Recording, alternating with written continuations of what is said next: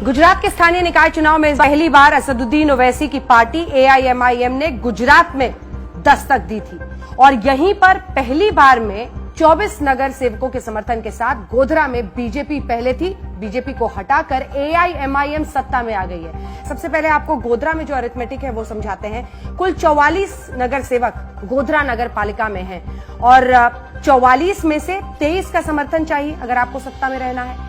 सिर्फ 7 एआईएमआईएम के नगर सेवक चुनकर आए। हालांकि उन्होंने चुनावी मैदान में उतारे ही कम थे, 8 उन्होंने उतारे थे। इस बार 8 जगहों पर वो चुनावी मैदान में थे नगर पालिका में, लेकिन उनमें से 7 जीत गए।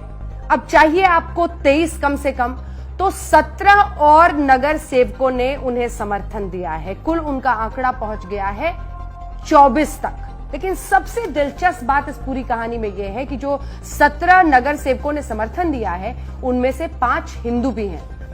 ये इसलिए दिलचस्प बात है क्योंकि देखिए, असदुद्दीन ओवैसी हैदराबाद के सांसद हैं और वो अपनी मुस्लिम पॉलिटिक्स के लिए जाने जाते हैं। कहा जाता है कि वो बीजेपी की बी टीम है, उनकी वजह से ध्रुवीकरण होता है, दोनों को ही बीजेपी और एआईएमआईएम को फायदा होता है।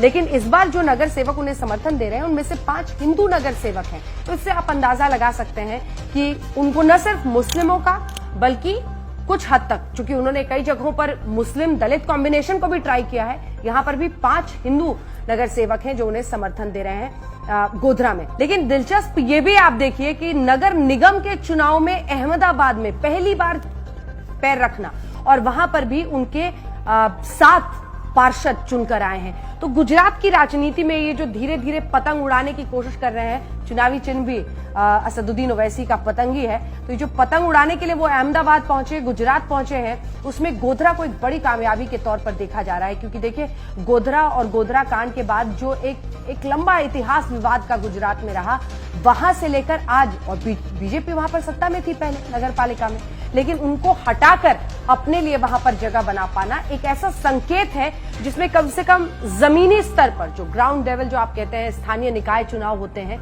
उस स्तर पर तो कम से कम असदुद्दीन ओवैसी ने अपना पैर अटका दिया है। लेकिन कांग्रेस जिस तरह से वो अपनी स्ट्रैटेजी बना सकती है, क्या उसमें वो कहीं चूक जा रही है, उनके लिए भी आना है, वहीं बीजेपी के लिए भी।